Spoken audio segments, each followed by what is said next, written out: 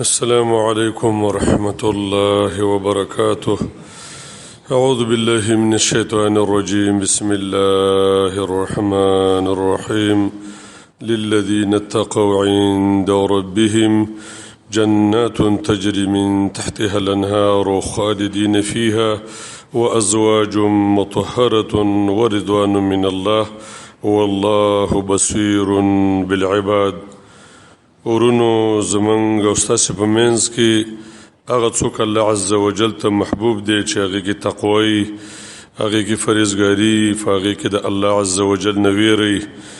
نو هغه څوک چې تقواداري الله عز وجل به داغه نه خوشاله، رب العالمین به داغه نه رضای، داغه عمل الله خوخی، داغه وینا الله عز وجل خوخی، داغه ناس الله خوخی، داغه ولاړه او داغه تګ او داغه بیمار پرسی د چې کوم عملونه کوي متقی سره رب العالمین ته خواږي او رب العالمین داغه نه خوشاله. د دې وجنه الله سبحانه و تعالی د خپل رضا د څخکارواله کوي چې د خلکو د پاره به جنتونه، هغه جنتونه چې لاندې به داغه نه ویلي رواني قسمه قسم او همیشه به دغه جنتونو کې د خلکو سیږي. رب العالمین به تاغه به بین ور کوي چې دوی په پسترګو باندې نه لیدلی، داغه په شانته حسن بردی په تصور کې نه راغله، خو د دې ټولو په سر کې به چې څنګه رب العالمین د دوی نه په دنیا کې خوشاله دي، زموږ رب سبحانه و تعالی به تنه په آخرت کې خوشاله. مؤمنانو ځان کې تقوا راولي.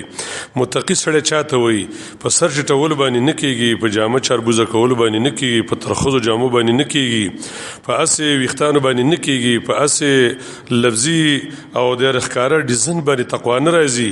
تقوا یو ډیر جامع مفهوم دی مؤمنانو چې د وړي ګنا نه راواله تر غټي ګنا پورې ځان دغه نه ساتنه او د الله عز وجل او د الله د نبی د حکمونو فرمانبرداري، د وړو کې نه راواله، د خوراک د سکاک نه راواله، هم تر قبر پورې د ټولو مراحلو په هغه کې ته لحاظ د محمد رسول الله صلی الله علیه وسلم د طریقو وکړي.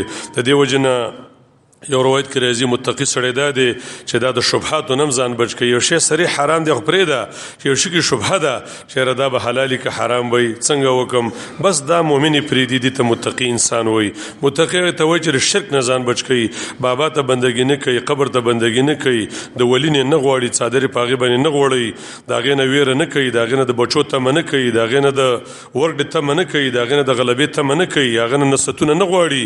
لکه څنګه چې مشرکین د دې زمانه په دې لوی بیماری او فلتې باندې اختدي. متقی هغه چاته ویل کیږي چې د رب العالمین نه ویریږي. متقی هغه چاته ویل کیږي چې په قران باندې عمل کوي، سنت باندې عمل کوي. متقی هغه چاته ویل کیږي چې هغه د قیامت د پاره سفر د پاره تیاری کوي، مدګي کوي.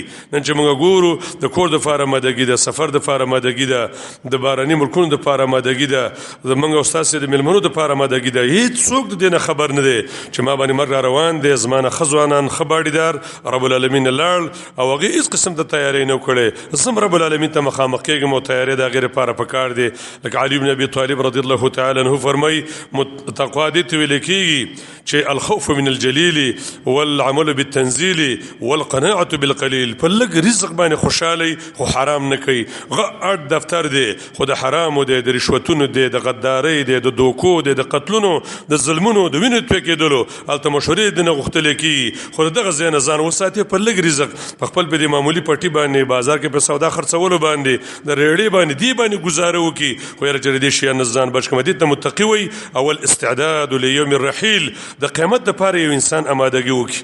علامه فخر الدین رازی فرمای متقی دې ته ویل کیږي چې من سلک سبیل المصطفى، یا سړی د مصطفی په لار باندې روان دي، د محمد رسول الله صلی الله علیه وسلم په لار باندې، ونبذ الدنيا وراء القفا، دنیا شاته غرزولی، واجتنب الحرام والجفا، د حرام او د ظلمونو نه په هیڅ قسم ته ظلم کې د برخانه اخلي، نه د مرقي په ظلم کې، نه د گاونډي په ظلم کې، نه د حیوان په ظلم کې، نه د زنانه په ظلم کې. دې ته ویل کېږي متقی. دا دې ته تقوا ویل کېږي مؤمنانو. متقی دا دی چې ان تعمل بطاعت الله على نور من الله، د رب العالمین په خبرو باندې عمل کې، خو په بصیرت باندې. ته خبره کې زه په دې باندې روانېږم، خو خبره د الله ځکه په روانېږي، د محمد رسول الله خبره ځکه په باندې روانېږي، او ځان د حرامونو ساتیم په دلیل باندې. دا کار حرام دی ولی رسول الله ویلی دی، دا کار حرام دی ځکه رب العالمین ویلی دی. مؤمنانو کمنګ او تاسو چرته متقین شلو والله العظیم رب رانا خوشالي زمونږ د کړنې رب العالمین د خوشالي لاسونه به جوړه به خوشالي زر به تغیرات راولي کر ظالم په حق لوي او دوار سب الله عز وجل لري کوي د مشکل په حق لوي مشکل رب العالمین اړي د اقتصاد په حق لوي ټول پیوړي اقتصادونه خاونداني نه د ټکنالوژي نه وي نه د ترقې نه وي نه د پیپسي نه وي نه د زموږ د قسم خوراکونه خو د صحابه کرامو نه د کارخانه وي او نه د بانکونو او نه د انټرنیټي نظام او نه د پرمختللي پروګرامو خو قسم پر رب العالمین باندې خلکو په تقوا باندې ټول بلاد فتح کړل اقتصادي ستونزې صحابه کرامو نه لري تابعین نه لري په اسلامي خلافتونو کې نه وي اې د الله عبادو راشد رب العالمین نه ویریږي کله دفتر کې ناس د الله نه ویریږي د پردي د مال دغه تمام کوا قضا کې ناس د الله عز وجل نه ویریږي ګډه ترې کوري وي قلم ترې کوري وي الله عز وجل د عبادو مالونه په ناجی طریقو باندې مخوري غټ چارواکه د نوتلې دي ظلمونه په چا باندې مکه زجادونه تنه مغصب کوا زمکه تنه مغصب کوا دا غي مال په ناجی طریقو باندې مخوري دې ته تقوا وي که سره په دې اندازه باندې زمنګ رب دا غنه خوشالي او رب الجنتون ورکه یقول قولي هذا واستغفر الله لي ولكم ولسائر المسلمين درس البخاري بكي مؤمنانو